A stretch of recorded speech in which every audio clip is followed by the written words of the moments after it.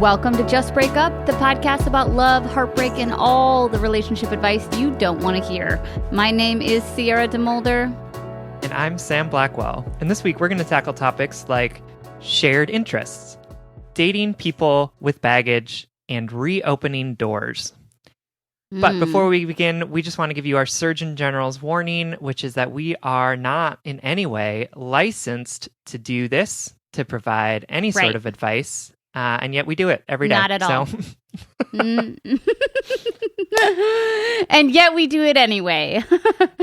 Yes, we are not professionals. We are not trained in this. Please take our advice as you see fit. We are just here to offer our humble musings, and they get more humble every fucking episode, honestly.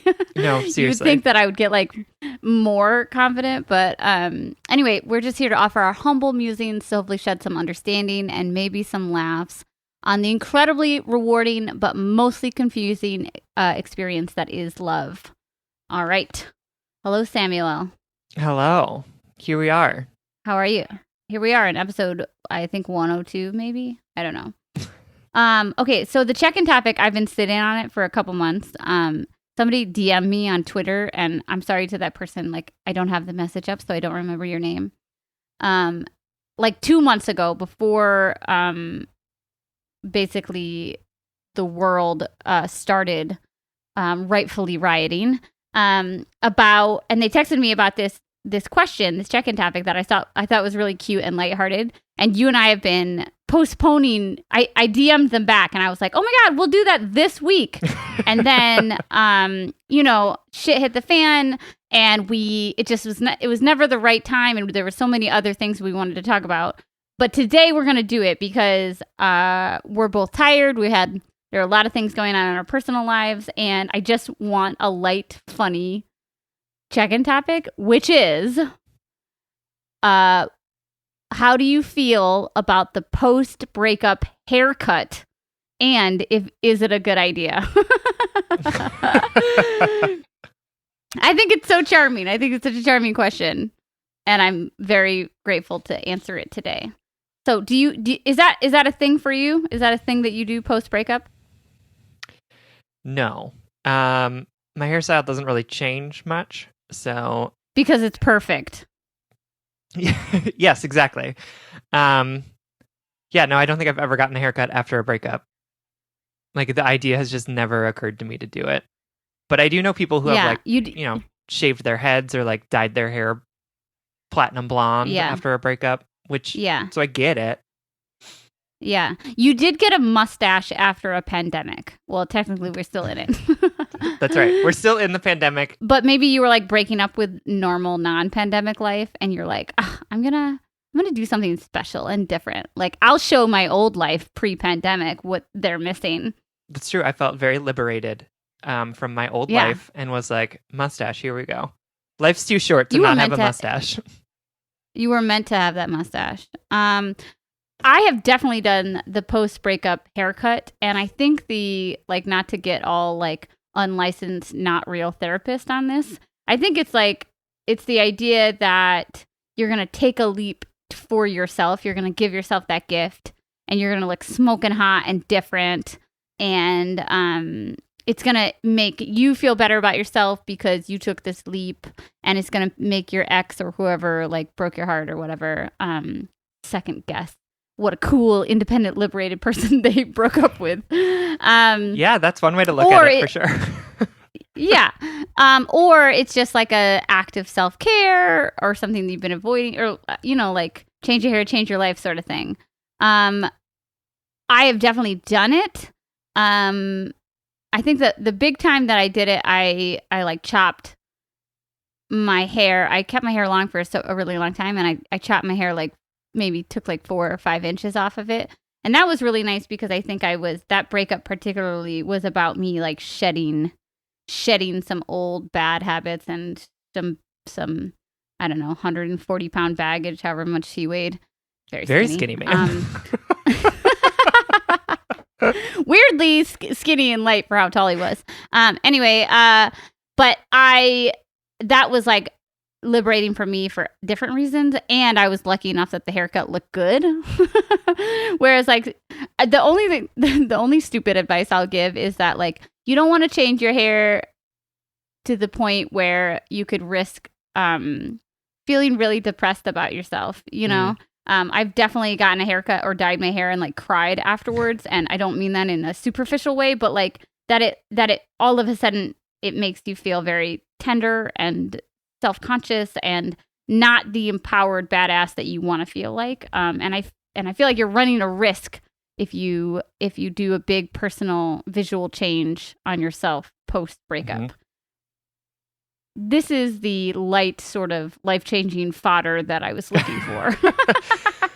Yeah, but I mean, I think that risk that you're talking about is always inherent in any time when we're relying on like our physical appearance to be the thing that gives us the confidence we need to get over something, right? Like, see, this is why I literally need you as my second half, because I'm like, yeah, like haircuts are fun, but like don't do a too big one. And then you're like, well, you know, when you base your self-worth on your appearance, you're bound to hurt yourself. Anyway, please keep going and sounding smarter than me. No, I mean, I think I need it. I am all for the post-breakup haircut because I think that like it's helpful for people to recognize that they have control over their body, right? I think especially as like relationships are beginning to break up, it feels like we have no control over the person that we're breaking up with or who's breaking up with us, or like the fact that we're feeling so sad. But and so like I think that it can be super liberating to be like, well, this is a thing I have control over, and so I'm gonna do it, right? But if the motivation is like, I'm gonna look so badass that my ex is gonna regret the fact that they broke up with me, well, then you run the risk of like really fucking yourself over, right? Because like, right, if it's about like sort of taking control of over your body and being like, this is something that I have control over and I'm going to focus on that, it's great. But if it's about like, I'm going to base my whole self-worth on whether or not this haircut looks good, then we're running into problems because like, listen. And if like, I'm going to base my whole self-worth on like, if my haircut looks good, my ex will text me or something, you know? It weirdly has to be about you and the gift that you're giving yourself, which may or may not be this haircut or this self-care time, you know, because it is nice to have people touch your head. As long as you consent, and like don't ask to touch people's heads. Just like don't touch people's hair in general. This is a great start. I needed something light. I needed something not like the 2020 has been so and I just needed something light and fun. What is the worst haircut that you've ever gotten?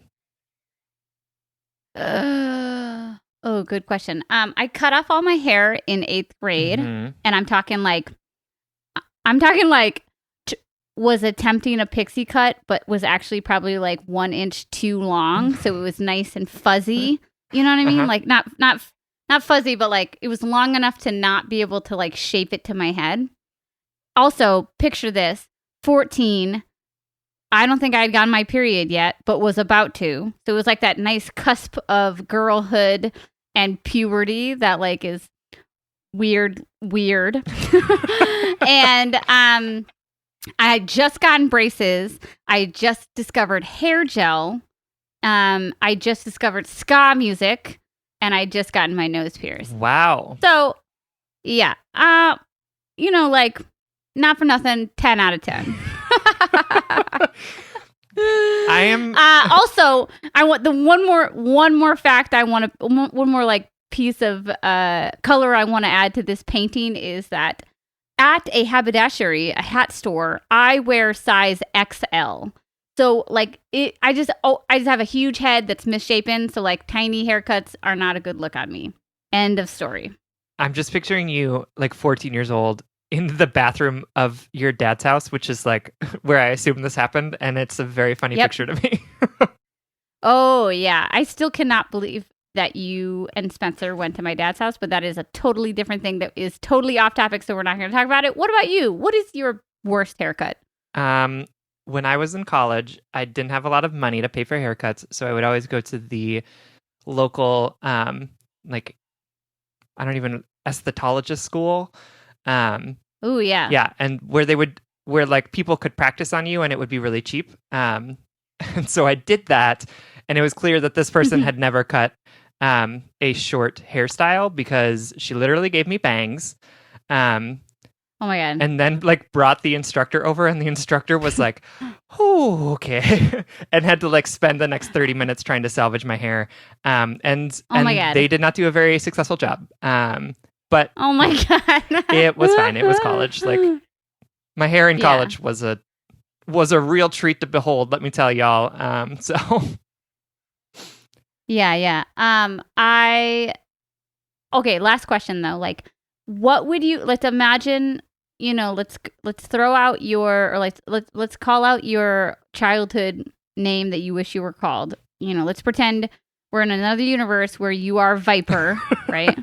Uh-huh. That was the name that you wanted to be called, Yep. right? But you're Viper and you're married to Peter, but something goes horribly wrong and you guys break up. And like, what is the Ben Affleck back tattoo that you would get? Oh, on my body? Like awful, like Ben Affleck's horrible tattoo. Yeah. Like, or like, what life move would you make if you were Viper and your world came crumbling down? Do you know what I mean? Oh, yeah. I would probably buy... And for reference, folks, Ben Affleck has a huge, full color, full back tattoo of a phoenix.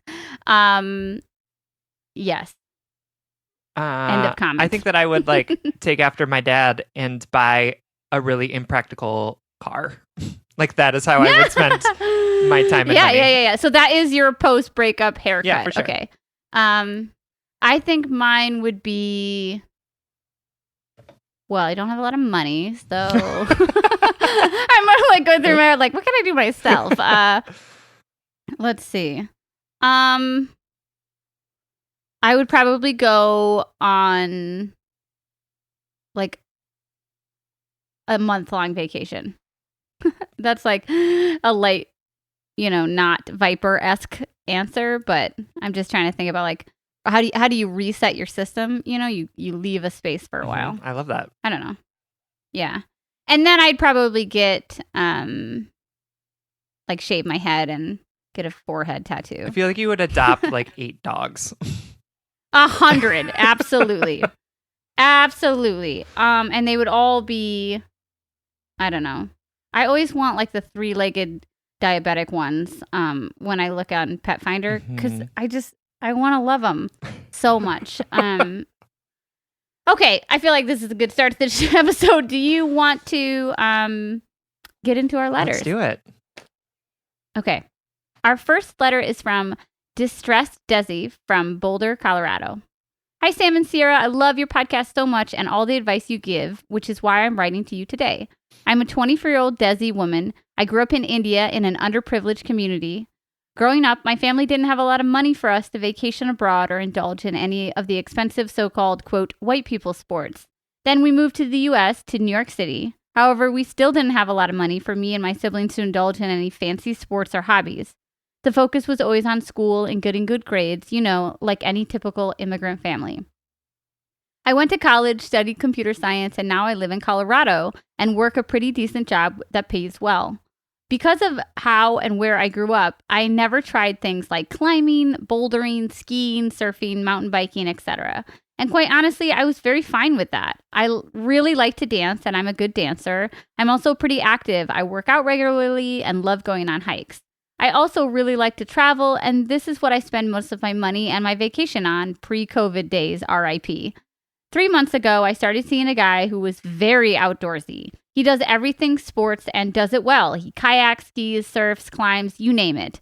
I still look at most of those sports as too expensive or white people sports, but I'm always happy to indulge and learn. For instance, I went bouldering with a friend before when she offered to teach me, and it went really well, and I absolutely enjoyed it. However, that guy always made comments to me that I need to be more outdoorsy, or he'd say something like, "How have you never done this before?" I found those comments hurtful sometimes because I never made fun of him for being a bad dancer, for instance. So I always wondered why he can't just respect our different interests and let us do our own thing separately. For those 3 months, though, there was never a lack of things for us to do. We hung out a ton, watched movies, talked about books and podcasts that we both liked, went on hikes, hung out with friends, and played board games, etc.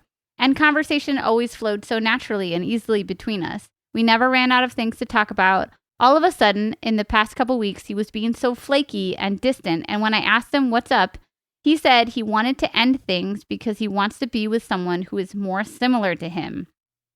I was afraid that he meant similar in race or religion or culture or background. He's white, by the way.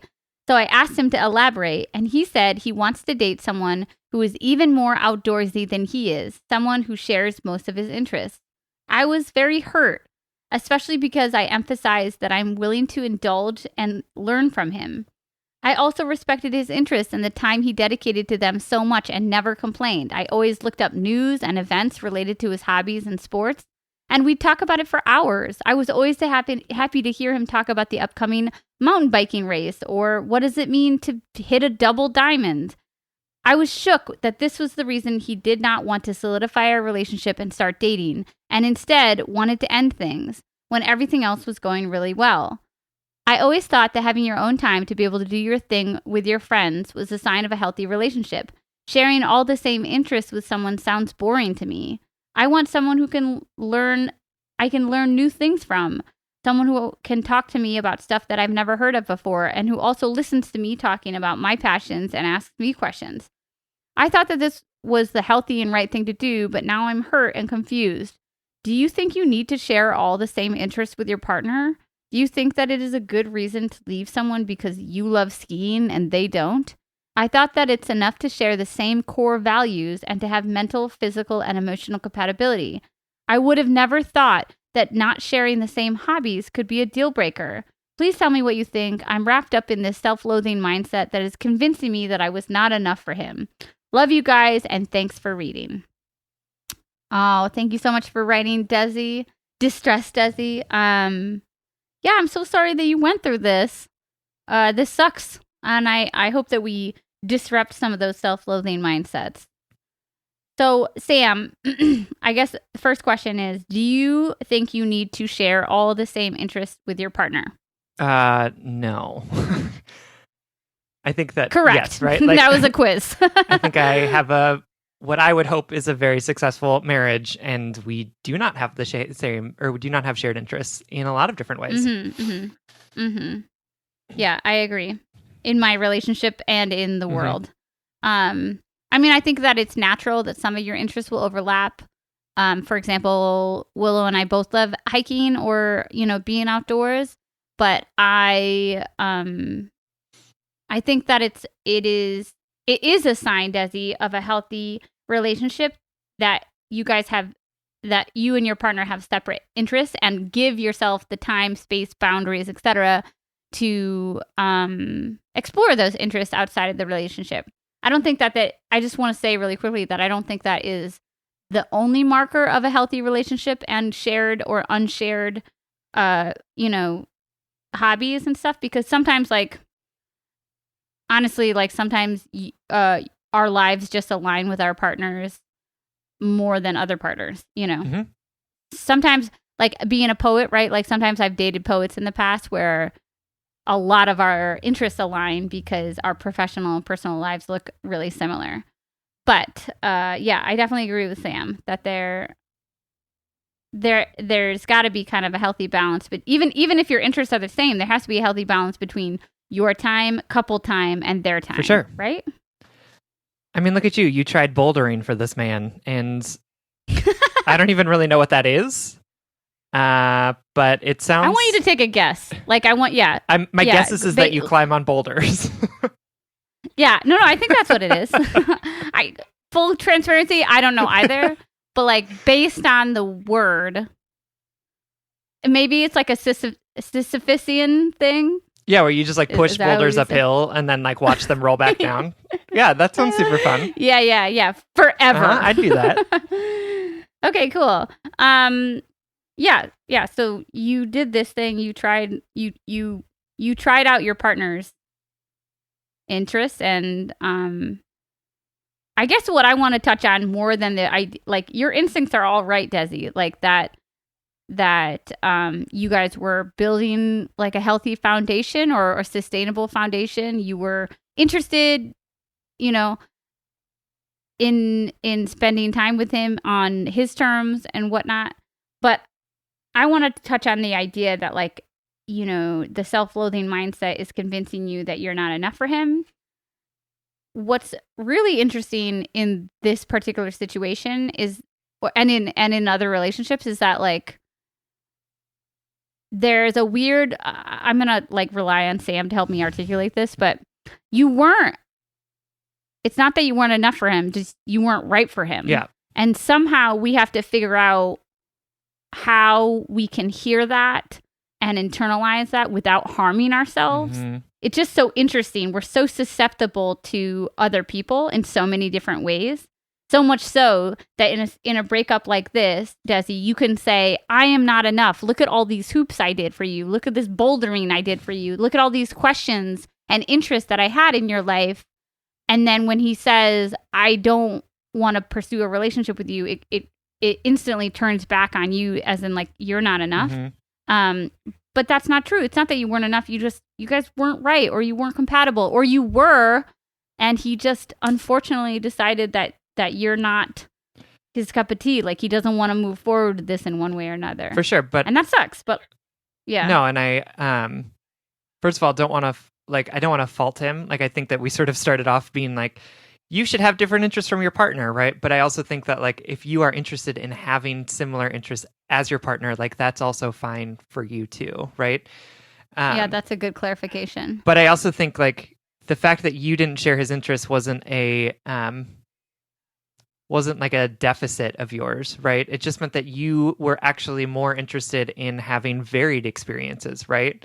And that means that you two are just, like, not compatible together, not that you are lacking something, right? The fact that he only wants to date someone who is interested in the things that he's interested in makes him incompatible for you, right? Like, that makes him, like, not a good match for you either. Fit for you. Right? Mm-hmm. Because, like, you're interested in learning about someone, you're interested in trying new things, you're interested in having your own interests and they having their own interests. And, like, he couldn't live up to that expectation, right? Like, you were the one that was like, I want us to have separate lives and have separate interests. And he was like, no, that's impossible for me. I only want to date people who are only interested in what I'm interested in. And I say that not to like fault him, because I think it's totally normal that and like perfectly healthy that he wants to date someone who shares his same interests. But I say that in a way to try and flip the script, right? Like, neither of you is at fault for the fact that your desires of each other are not able to be met by each other, right? Like, it's just, it's not that you were trying so hard and he said no to you, or that you were trying, or that you said no to him, right? It's just that you are two incompatible people coming together in this moment. And what's great is that you learned something from this, right? You learned that you want to have, separate time. Like, you want to be able to listen to someone talk about something that they're really passionate about. You want to be able to learn something new from someone. And that is going to equip you to be able to find someone else in the future who is comfortable with that, right? Who is able to meet that expectation for you. And this guy wasn't, and that's on him. That's not in any way on you. Yeah. And two more things. Like, one, Desi, you want somebody to be invested in your interests, just like you were willing to be invested in his. Like, I like the labor that you did in this relationship, because it, to me, shows me that you were open, and that you were open-hearted, and that you were excitable, and that you're willing to, like, experience life and experience new things, even though they might be out of your realm of comfortability or your experience. And I love that. And the other thing I wanted to say, to finish that thought, you deserve somebody doing that for your interests, right? You deserve somebody pursuing your hobbies and your interests to get closer to you. It's just this guy isn't that, and that sucks. But to pull from Sam, let's flip the script and say it's not that you weren't enough for him. It's that he's not compatible for you. He can't give you what you want. And then the second thing I wanted to say, and I'm mostly interested in what Sam thinks, is that I think whenever I hear reasons why people want to break up or why people don't want to pursue a relationship, the cynic in me immediately thinks that they're lying. Yeah, this is why words of affirmation never work for me. Yeah. Okay. So why? Do you think that this is just an easy way for him to be like, we're just not compatible? Because that's the other thing, is that it's obvious that Desi is like, you know, like scanning her whole experience with this person to be like, wait a minute, what do you mean? I tried to be everything that you're telling me that you want in someone else. And it might just be that like he needed something to say, and he's, to use that terrible quote, he's just like not into her like that, or has decided for whatever fucking reason he doesn't want to pursue a relationship. Or am I overthinking it and we should just take it for face value? I would take it for face value because it doesn't change the outcome. Yep. Yeah, pretty much. Yeah. And I think, you know, for me, I think believing him makes it easier to process through this and like get over it. Yeah. Right? Yeah. Maybe I shouldn't have said that, Desi. I'm sorry. Please don't go into like a inquisitive like spiral about that, because ultimately, no matter what he said, he didn't want to be in a relationship with you, and that's painful and really hard. But the more we resist that truth, the more resistance there will be. Mm-hmm. Yeah, no, and I think that I honestly think that he is telling the truth in that, right? I think that he probably wants someone that's going to want to go hiking with him every day, or like go mountain biking with him every day, which again, right, is not an unreasonable thing to ask of a partner, right? Like we all have different ideas of what compatibility looks like, right? And that's okay. It just means that your definitions of compatibility weren't the same. And that means that like it's good that you know that now, because you don't want to be in a relationship with someone whose definition of compatibility is in at least like similar to yours, right? Isn't at least, you know, coming up against each other, even if they're not exactly the same. And so I think that this is just a real situation of like he's telling the truth about how he feels about this, and I would take him at face value in that. Is he being classist in that? I think a little bit, and I think that you point that out really well in the beginning, and like want to call that out, that like just want to affirm that the classism that you're seeing in there is real. Like I see it too, and that's also something to be mindful of too, right? Like, so asking someone like, how have you never done this before, is like maybe something that we shouldn't ask about people when they're experiencing a new thing, because there might be multiple reasons why they haven't experienced that before. And the fact that you are shocked that they haven't had your exact same shared experience comes across as being very classist or racist or whateverist. And so I think approaching people with curiosity in moments like that is probably the way to go, to your boyfriend if he listens. To your ex-boyfriend if he listens. Yeah. When I was when I ran the summer camp, we would always say like, don't yuck someone's yum. Like, you know, the idea of like, don't yuck what people don't, you know, the non-high school version is like, don't shit on what people enjoy. But in the same breath, we use that as the idea of like, maybe just because you've experienced something a ton doesn't like a firefly thing. Like we use a firefly example because when I first moved to Minnesota, a friend of mine there had never seen fireflies, and I grew up with fireflies everywhere. And if I were to say like, oh my God, what? You've never seen fireflies before? Ugh, I cannot believe you have never seen firefly before. It's like I'm dimming the joy of that experience instead of saying, oh my God, I'm so excited I get to experience this with you for the first time. I'm so glad I get to share this with you, sort of thing. Absolutely. Okay, Desi. Well, I think that that pretty much covers our advice. We hope that you feel empowered after listening to this and recognize that even though it is painful, and it's painful to be left, ultimately we can find a bigger, greater lesson in it, and we can learn more about ourselves and our own needs through it. It's not that you aren't enough for him, it's that he's not enough for you. And you deserve somebody who, or he's not right for you, I should technically say. Yeah, right. He's enough for sure. Yeah. Damn it. Damn my own head and heart work. You deserve someone who is equally interested in your interests and your hobbies as you are in your partner's. Desi, thank you so much for writing. We love you. We love you. What interferes with your happiness? Here at Just Break Up, we know that happiness, healing, and wellness is not a linear process, and there are so many things that act as bumps along the journey. That's why we're so happy to be sponsored by BetterHelp. BetterHelp will assess your needs and match you with your own personal licensed professional therapist. You can connect in a safe and private online environment. It's so convenient, and you can start communicating with your therapist in under 24 hours. You'll get timely and thoughtful responses, plus you can schedule weekly video or phone sessions. BetterHelp is committed to facilitating great therapeutic matches, so they make it easy and free to change counselors if needed at any time. It's more affordable than traditional offline counseling, and financial aid is available. We want you to start living a happier life today. As a listener, you'll get 10% off your first month by visiting betterhelp.com/justbreakup. Join over 800,000 people taking charge of their mental health. Again, that's BetterHelp, HELP.com/justbreakup.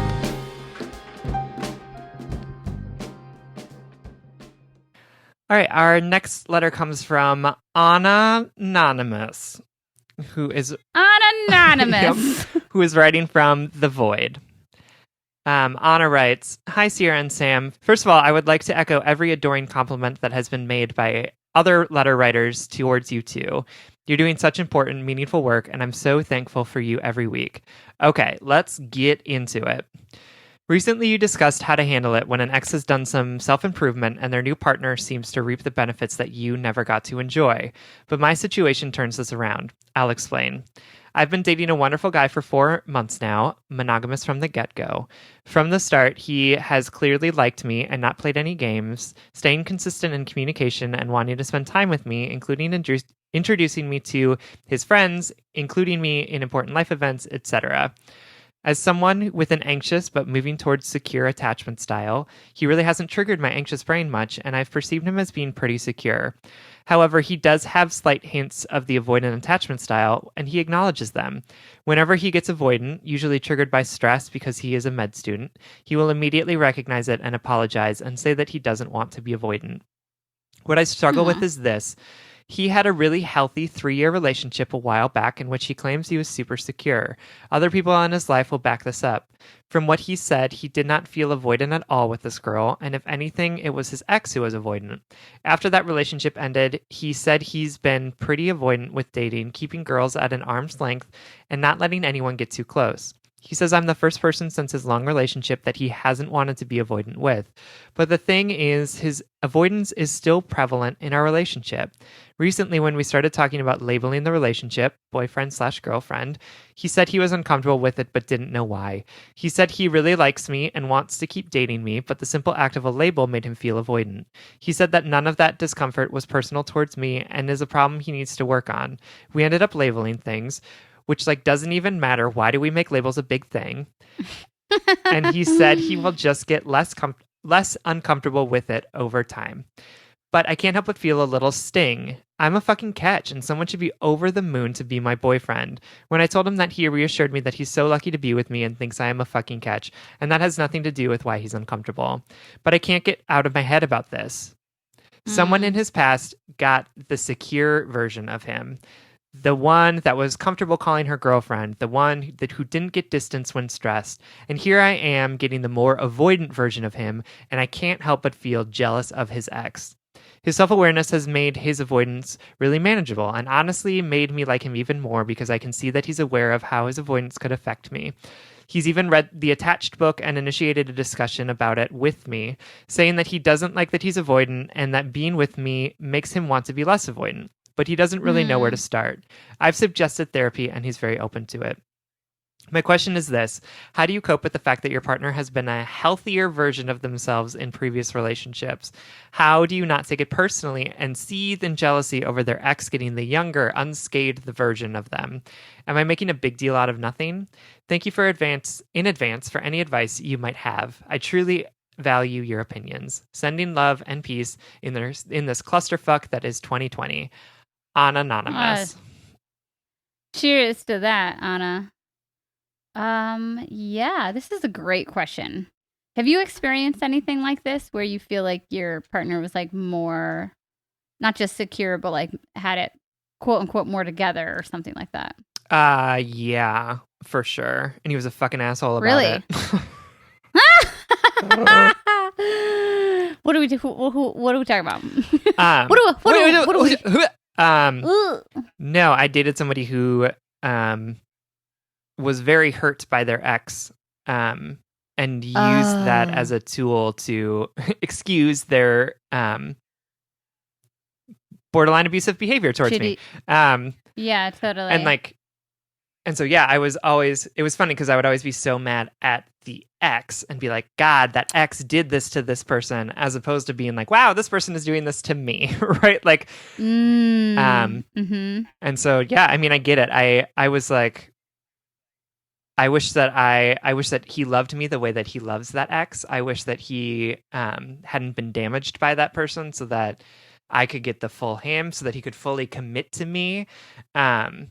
And I think that my example is way more extreme than your example, because like from what you wrote, I don't see any like red flags, because the person that I dated was not nearly self-aware enough. No, he was self-aware. Was not really at all willing enough to make changes or to move towards what he wanted to see of himself. That it just became really toxic. I mean, it was toxic for other reasons, but that was a huge part of it. Yeah. That's interesting. It's like painful to hear you talk about it, to say like that you hated the ex more than you held your partner accountable. And you were saying like, oh, this ex got the whole version of him, the unscathed, to use an honest words, version. But I instantly remembered, things that we've said in past episodes of like the partner that you are with now is the whole partner, right? We say we don't date potential, but we also don't date like leftovers. Is that the right phrase? Yeah, sure. You know what I mean? Like if potential is the not fully formed version, what is the version of the person like formed but like,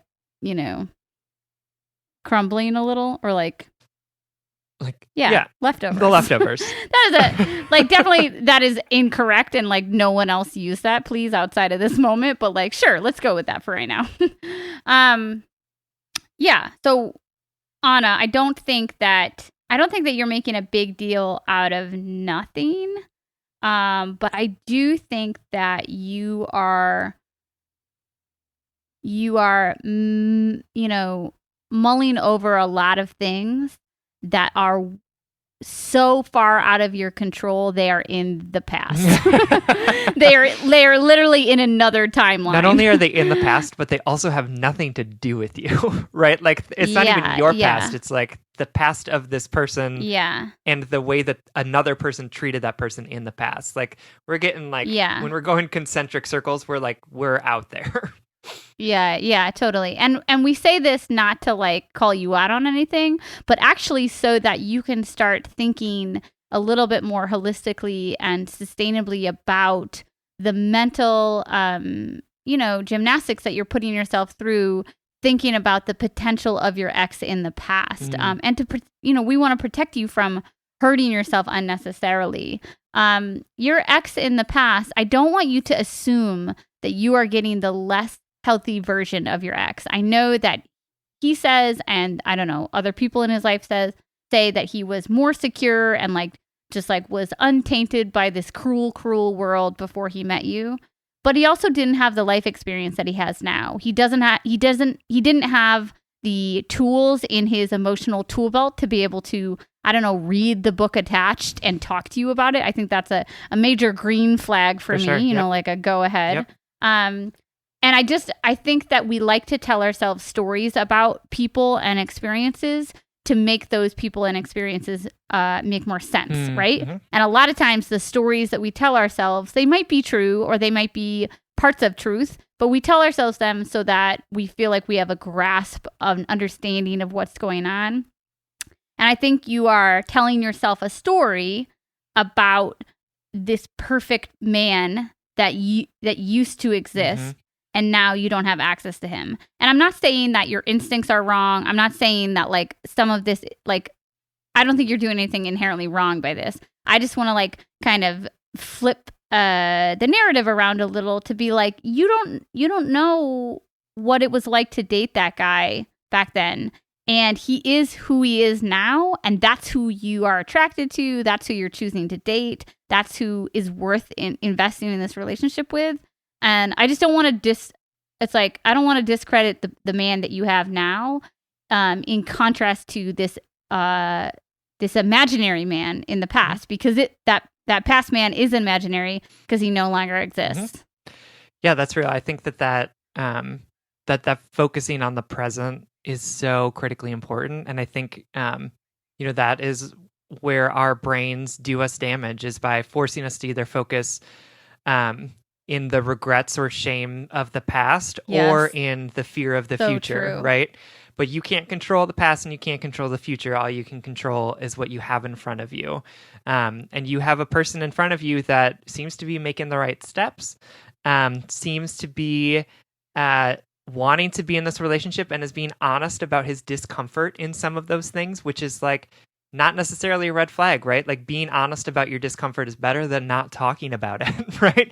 Is better than just being like seething in discomfort while pretending like everything is good, right? And I think sometimes when we get really fixated on the past, what then begins to happen is that we ignore what's happening in the present to our detriment, right? Like by being fixated on the past and thinking, wow, his ex made him this avoidant person. I wish that I had gotten the pre-avoidant person, blah, blah, blah, blah, blah, means that you can't focus on what's happening right now, which is that you are dating a man who is avoidant, right? Not like extremely avoidant, but is avoidant. And by going back into the past and trying to justify and explain and absolve him of what he's doing, you're instead not looking at what is happening in front of you. And so you need to make a decision. Are you comfortable dating a man who is kind of avoidant, right? Like, yeah, like that's what it is. Like you can't. That's what's at stake here. Yeah, and I think you can. Like, get me wrong. I don't think you should break up, but I think that you are trying to fixate on the past so that you can avoid that question in yourself, because that's a hard question to answer, right? Like if you're an anxious person and you're trying to get with someone who's even mildly avoidant, that's scary. It's a challenge, right? And so instead of focusing on the challenge and acknowledging the fact that maybe you aren't perfectly compatible, right? You're instead saying like, oh, but if only he weren't avoidant, then we would have no problems, right? But he is avoidant, and you have problems, right? Like, and the only thing you can do to address those problems is here in this moment. And it sounds like you are doing that, but even addressing those problems doesn't mean that they miraculously go away, right? It doesn't mean that there isn't still work that has to happen in the relationship. And I think that what you're doing, and I think what a lot of us are doing, are trying to find that sort of like imaginary world where the problem is immediately fixed without the requirement of showing up, being vulnerable, realizing that he's going to have conversations where he's like, I'm uncomfortable calling us girlfriend and boyfriend. And you're going to have to sit in that and be like, yeah, okay. Don't know what I'm supposed to do with that. How does that make me? Right? Yeah, yeah, exactly. Cool. What I wish I could do is just go back and date the person that you were 3 years ago, because that would solve the problem immediately in my head, right? Yeah. That is just such that's our brain's way of trying to protect ourselves. Absolutely. It's like, yeah. I also want to add to, I love everything you just said, and sort of like adding to it. I want to add that another thing about these attachment styles is, I think 9 times out of 10, they are meant to be worked through over time to be, to move towards secure, right? And that, kind of like what Sam says, you have to make the decision of whether or not you want to be with somebody who has a mildly avoidant attachment style. And if you choose yes, then I think it's important for you to move into this newly established, determined relationship. Not like settling for not settling, right? But understanding that this is the partner that you're willing to grow and work with.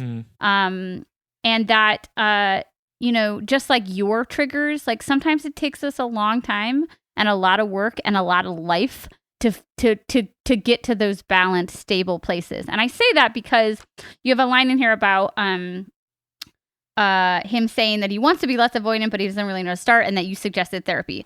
Everybody deserves to go to therapy. That's just something that should be more accessible. Everybody should have that life experience.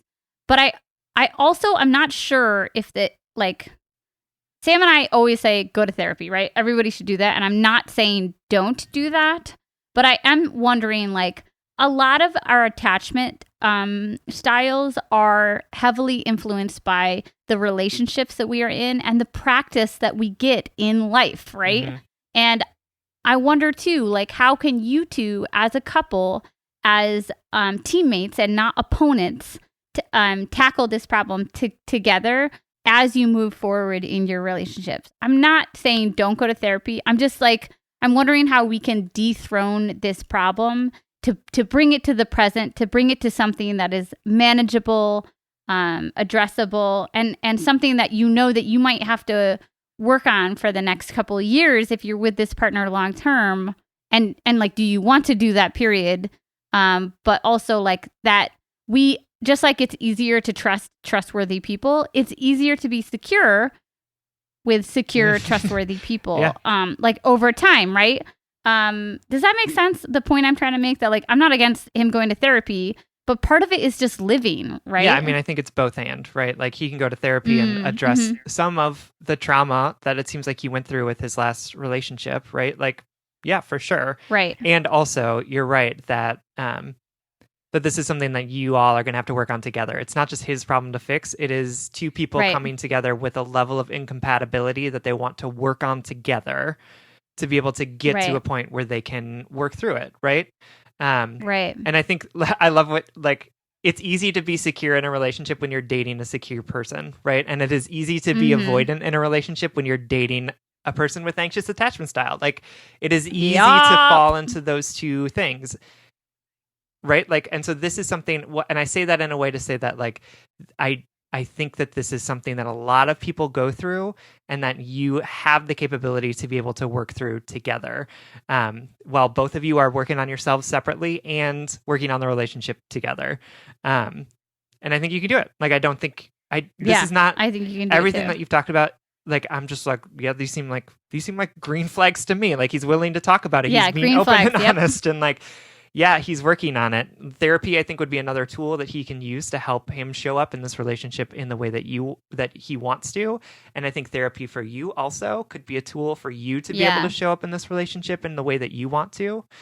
But I also just want to say, like, in answer to your question of why do we make labels a big deal, I want to say because they are a big deal, right? Like, yeah, go there. No, I just like. When that was the one moment where I was like, oop, I can feel that anxious attachment style coming out, which is to like question your own understanding of what you want in a relationship, right? Like, it's not a bad thing for you to want a label on your relationship. Like, labels are how we understand things. Labels give us shared definitions so that we know what the rules of engagement are. We know how to approach each other, right? So like the fact that you wanted a boyfriend girlfriend label is like totally normal. It's like not at all an unreasonable request. And what I think is great about that is that your boyfriend saw that, recognized his own discomfort in it, didn't quite know why he was uncomfortable, but said, yes, I know that labels are important. And so I'm going to commit to this and I will grow to be more comfortable with it. Like, I have so much respect for him in that moment to say, like, to think outside of himself, like acknowledge that this is what you're asking for, being willing to do it, being vulnerable and being honest and saying, like, I'm uncomfortable with this, but I'm super committed to figuring out how to be more comfortable in it. Like, and then actually showing up and doing the work. What else? Like, what else can we ask for? Like that. Like that is just you know such what's a so funny beautiful though? moment.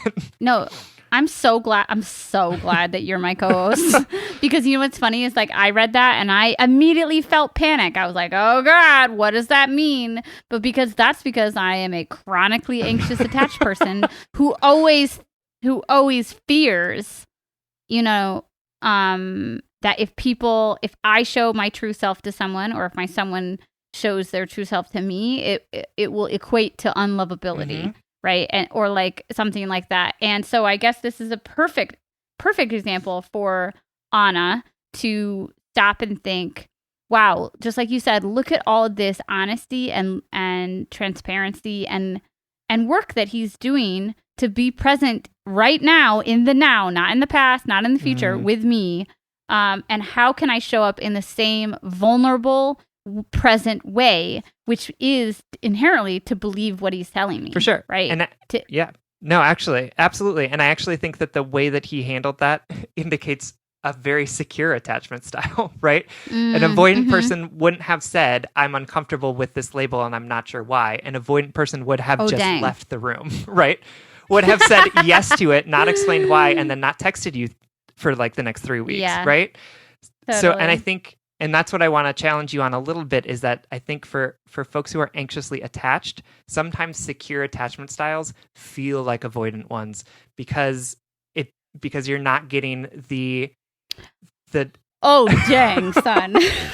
Right? Like I'm just processing that. Because you're not getting because your brain is telling you, your understanding of relationships is telling you that you need more and more and more and more and more without any sort of pushback, without any sort of step back, right? Like anxious is like, I need you to tell me that you love me all the time, right? Yeah. For me too, it's like if there's not work involved, if it comes easy, then it must be false, right? Like if I didn't earn your love, then how can it be true? For sure. Yep. Right? If I didn't have to go through all these gymnastic moves to earn your love with you and your weird avoidant or abusive or whatever dynamic, then a secure love to me looks too good to be true. Yeah, that's real. Yeah, that was a great point, Sam. Okay, Anonymous. Anonymous. Thank you so much for writing. We hope this helps. Absolutely. We love you. Thank you so much.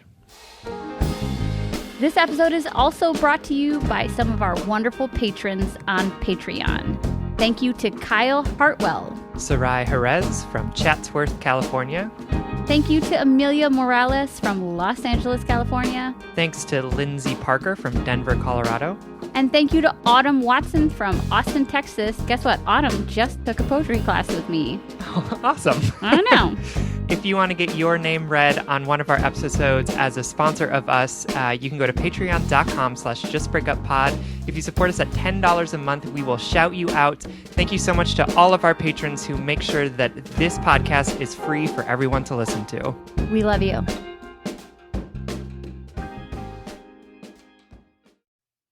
And to anybody who's wondering if we didn't lose you already, we've been talking about attachment styles over the past couple episodes. I mean, several times over the past 2 years. But if you're interested, you can find a ton of information on attachment styles on the internet or from the book Attached. Okay, last letter is from Misconnection, who is writing from the country of confusion. Hi, Sam and Sierra. In May, I started hooking up with a guy that I met on a dating app. He was upfront about his intentions and told me that he was only in town visiting from Denmark for a short period of time. I told him I was cool with a casual hookup, and so for the next 6 weeks, we had sex regularly. Turns out he's a pretty great dude, and we got into some pretty deep conversations. Before I knew it, he told me it was time for him to go back. He's American, but is studying for his master's degree in Denmark. I told him that I was sad to see him go, and not just because I would miss the sex we were having, but because I would miss his company as well. I also expressed to him that I was worried that, like so many other times, we would eventually stop talking to each other, or that I would want to talk to him more than he would want to talk to me and I would annoy him with my constant text. He assured me that this would not happen. So far, it hasn't. We talk pretty regularly, and we are open with each other about us hooking up with other people since we've last seen each other. About a week ago, he randomly asked me what I thought about us being in a relationship. This threw me off a little because I didn't realize that this was something he was interested in. I told him that I would really like that, but was hesitant because we live across the world from each other. I asked him what his thoughts were, and his response was, well, I really want to have some threesomes before I die, and I know you've said that isn't something you're interested in, but I think I would really like it. A relationship with you, that is. I told him that I was scared that he would find some beautiful European woman and decide that he liked her better and would dump me. To that he replied, I don't know what to say. I tried to press a little bit more, and he just stopped and apologized for bringing it up and completely changed the subject. I haven't been able to stop thinking about it since. I know it would be difficult, but I think I want to see if we can make it work. We've talked about before how I only really hook up with guys because when my last serious boyfriend broke up with me, it really affected my confidence, and I went to therapy about it and have found my confidence in myself again. But I want to try with him. I don't want to think when I'm old, man, I wish I would have seen where it would have led to with this guy. So my question is, how do I start this conversation again in such a way that conveys that I just want to open the dialogue and not make any quick or rash decisions? But then again, I'm also afraid that if it all goes wrong, I could lose someone that I really enjoy having in my life. I'd really love your thoughts. All my love. All right, Miss Connection, thank you so much for writing. Sam, what's your take? My take is missed connection. Go for it. What are you waiting for? Yeah. Why not? What are you doing? Life is too You're short. missing it. But also, I think we specifically chose this letter because of the little interaction happening. Yeah. In that when the boy was like, or when the man was like, do you want to be in a relationship with me? And you're like, I don't know, but what if you dump me? That's a very, very accurate summation of Succinct. what happened. Yeah. And again, we're not making fun of you, but I wanted to pull that out, Misconnection, because that is what Sam and I would like to call a fear-based anxious reaction. Yeah. Because you are basically asking him to promise you, to prove to you somehow across space and time and the universe that he will never, ever hurt you. And that is something that he just cannot. I mean, I actually respect the fuck out of his answer. Like, I don't know what to say. No, honestly. He was trying, and here's a little bit of tough love. He was trying to be vulnerable with you, and he was trying to start this relationship, and you took his vulnerability and said, but what if you hurt me? Can you promise me? Can you prove to me that you'll never hurt me? And he's like, I can't do that, right? Like, I don't know what to say. And you didn't make any mistakes in this situation, but I wanted to point this out because you're asking for a level of safety and security that life is just never gonna promise you. It is like Sam always says, like people can always leave us. People can always fall out of love with us. People can always cheat on us, right? Like, we want to move throughout the world as though that's never going to happen. And to a certain extent, we can feel secure in a lot of those things, but we just cannot control life. We cannot control other people. For sure. So beyond Sam and I thinking that you should go for it with this guy, more importantly, I think we want to kind of remind you that part of your healing is not healing to a point where everything is perfect and nothing hurts anymore. Your healing is getting to a place where you know that you are strong enough within yourself to face some of life's inevitable hardships, and not have everything come crumbling down because of it. Absolutely. Yeah. And I think having been the recipient of someone being like, I feel like I'm afraid you're just gonna like leave me for someone better, or like, I feel like you're going to dump me because you're gonna see like some hot new thing come on. Like, I found it hurtful. Like, I found it because it was like, wow, you're such an asshole that the second that someone who is prettier than me walks by, you're gonna dump me, right? Like, well, and it's not just an ass. I'm so glad you brought up that example, because I was trying to articulate it from the letter, but I can perfectly articulate it from yours. It's that you were being vulnerable, and that person's response was saying, I don't trust your vulnerability, and I don't trust your love, right? Yep. And what a way to close. I'm not surprised he changed the subject, because he probably felt pretty rejected, in a way, right? For sure. I think that that's definitely true, but that doesn't mean that this door is permanently barred and closed, right? It's definitely not. And not. I wanted to talk about that bit because I want you to go into your next conversation with the best tools that you have in your tool belt in order to have this conversation in a way that's going to be vulnerable and is going to acknowledge and hopefully help you see how he might be feeling about this conversation, right? Because the more you can empathize with sort of the way that he may be reacting to some of the things that you said and the way that conversation went will help you be able to broach the conversation and say, like, I know that the way that I reacted wasn't great, and I might have hurt your feelings by the way that I reacted, but I am interested in having this conversation and will commit to exploring this in a more vulnerable way than the way that I initially reacted, right? Yep, exactly. And also you can, and this is an opportunity, misconnection. This is an opportunity for you to become closer while far apart, for you to know each other more deeply and intimately and authentically. I don't think you made any mistake here, because I also think we get to know people by like stumbling through what it means to be a human, right? You did the best you could in that one conversation. And now you can look back and think, you know what? Those actions didn't reflect my authentic feelings and desires.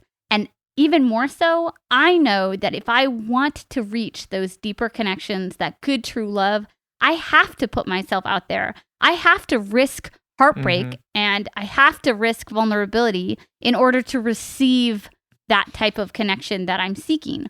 Those two are inevitably tied, right? The risk of heartbreak and love. Those two things, they are conjoined twins, right? They one does not go anywhere without the other. And I cannot go into this upcoming marriage with my partner without knowing that I'm going into it with risk. Yep.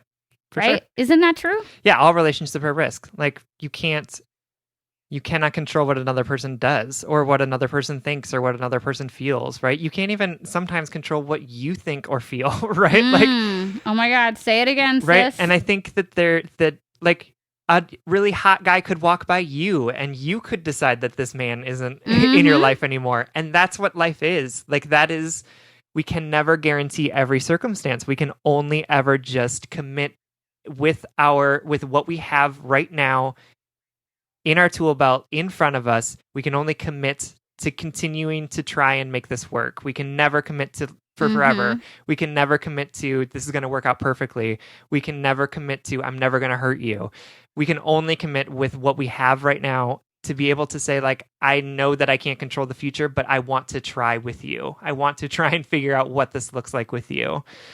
And I think that's really challenging, and it's risk. It requires risk, and it requires vulnerability. And I admire you're tapping into like some really true hard humanness. For sure, what you're talking about right now, Sam. Yep.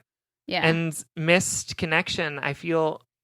I am excited for you that you now have the opportunity to try out that risk, and I think find ways to find strength in the unknowable, right? To find strength in the fact that you can't control every circumstance, and yet you can still find love and joy in partnership with another person. And that if this doesn't work out and you lose this person in your life, how lucky are you to have had this person in your life at all, right? Absolutely. And I would love for you to refer to some of the things Sam said earlier as a script for how you can take these new tools and this new understanding that you have that you've gained from this experience to deepen your connection with this person and shoot your shot. And also to what Sam said, like, y'all don't have to like determine the relationship right now. You don't have to say, yes, let's be monogamous or let's be together. You can just, it's just as important for you to say, hey, I kind of messed up in that conversation. I want to try again, as it is for you to say, I was hurt really badly and part of me is still really scared of relationships, but I don't want that fear to stop me from pursuing something that might be really good. So if you can be patient with me, I would love to explore what this relationship could look like. And I think that could look like piece is really important, and could be really helpful for you, right? Like before you dive into this, you can start to have questions about or have conversations about what the parameters of this relationship are going to look like, right? Especially because you are apart from each other, especially because this is sort of new and you've been sort of like hooky-uppy friends who also tell each other about their hookups. Like, right? What are some of the rules? Is it that you are monogamous? Like, how often are you going to talk? How often are you going to see each other? Like, I think having this conversation about what the relationship could look like is such an opportunity, because I feel like a lot of us don't get to like sit down with our partners and be like, what could this look like? Instead, we just sort of like bumble towards each other and then like emerge, hopefully, in some sort of like shared understanding of what our rules are. Yeah. But like you have the opportunity. That's how babies are made. Exactly. Yes, it is. Thank God that I can't get anyone pregnant. At least anyone that I would. You definitely can. At least anyone that I would ever have sex with pregnant. Yeah, there you go. No offense. Right? So like you have this opportunity to really talk about like a hopeful vision for the future. And that is so lacking right now that like it's how wonderful for you that you get to like sit down with this person that you have these real feelings for and that you really like, and be able to say like, what could this look like? What hope could we have for this awesome relationship? How can we get there? What are the things that we need to do it? And I just like, I love that idea, and I like, it gives me hope to think that like we can still have these types of conversations, just given everything that has happened personally and worldwide in the past 7 months or whatever. What do you wish? And this might be way too personal, so feel free to be like, on to blind date. But what do you wish you could have said? Like, what do you wish you could have gotten on the same page about? Maybe with Peter, or even like in a past relationship, because you're talking about something really powerful. Mm-hmm. You're talking about like establishing as best we can in the moment, right? Because we can't predict the future and we can't change the past. Establishing a more transparent, vulnerable understanding of expectations moving forward at the beginning, I guess. Mm-hmm. Yeah, I mean, I think if Peter and I had talked about how we liked each other, we wouldn't have waited like 7 months to date, which would have been wrong. Yeah. But I think it would have saved us a lot of anxiety and hardship if we had talked more about what our expectations were for like how often we would see each other. And I mean that in a way of like the way that like how often we saw each other was fine. It was the fact that I think that both of us were in our heads about like, is this enough? Like, is the other person happy about it? Right? And the fact that we didn't have the opportunity in the beginning of our relationship to like be vulnerable and say like, I'm scared about this. Let's continue. Like, let's commit to continuing to talk about our feelings about these things and trust what the other person is saying. So that, and we have learned that 100%, like, and it makes everything so much easier through labor. Yeah. Right. But if we had learned that at the beginning, we could have had those types of conversations that would have gotten us, which I think would have saved us a lot of anxiety and grief if we had just been like, I'm feeling really good about how often we're seeing each other. Are you feeling really good about that? Right. And like, no, we never did that. And so we just sort of like bumbled through it until like, he was talking to friends about how we move in together, and it was already in my head that we were going to move in together. And if it was just like, if we had just like sat down and talked to each other. Yeah, totally. And I love that. I thank you for sharing. Yeah, no. And I think everything has worked out, and like it's like I said, it's so much easier to be able to do that now, and it solves so many more problems. But I would have loved the opportunity to be practiced in that when we started dating, and I absolutely was not. I know. And I wonder, I mean, I do, to everyone's credit, really, I think what you said is true, is that so much of that stuff unfolds in time and experience. And like, you got there. It truly doesn't matter the path, but the head and heart work is about trying to shorten those paths, shorten the resistance or lessen the resistance, lessen the struggle in the future. Like, that's what these tools that we're putting in our tool belt are all about. For sure. So. And to be clear, like, it's not always perfect. There are still some things that we like struggle to talk about, right? So I don't want to make us seem like we're perfect and that everyone else is not. Well, obviously, yeah. Okay, Misconnection, we hope that this helps, and we hope that you find a newer, truer level of vulnerability with yourself and potentially with this special person. Absolutely. Thank you so much for writing. We love you. All right, this brings us to the blind date segment of our show. Every episode, we want to shout out something we think is awesome that we want to set you up with. And this week, we want to send you home with a documentary called Disclosure: Trans Lives on Screen. It's available on Netflix, and it is about the visibility of trans folks in cinema and on television. And it was super interesting. There were a lot of folks in it that folks would recognize, which I was super excited about. But what I think was most impactful for me, and I think what I learned that was sort of an aha moment for me, was that my experience with gay visibility has always been positive, right? Like, I look at Will and Grace and think like, oh, those were stereotypes of people, but like Will and Grace paved the way for us to have more nuanced conversations about what it means to be gay men.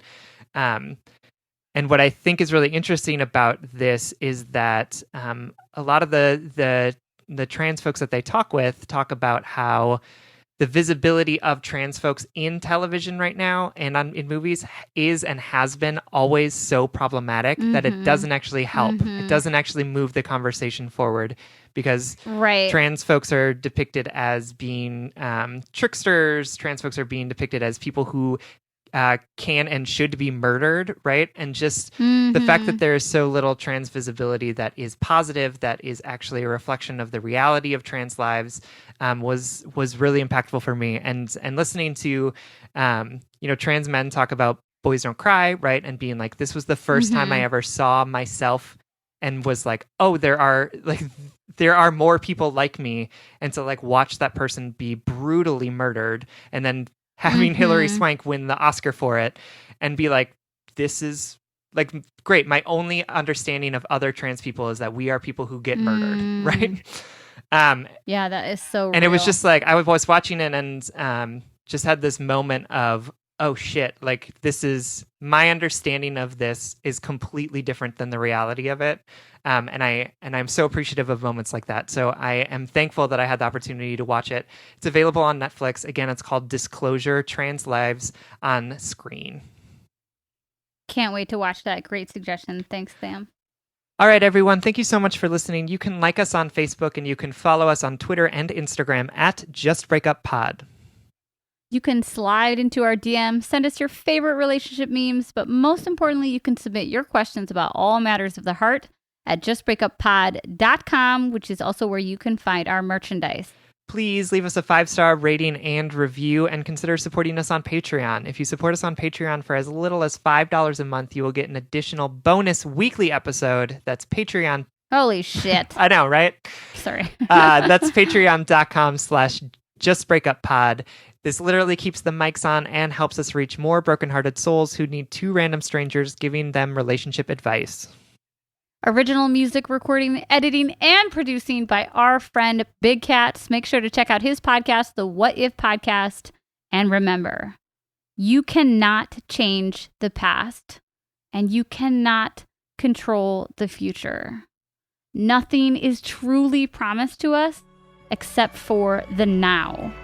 Being present is the only true path to freedom and clarity, which you both deserve.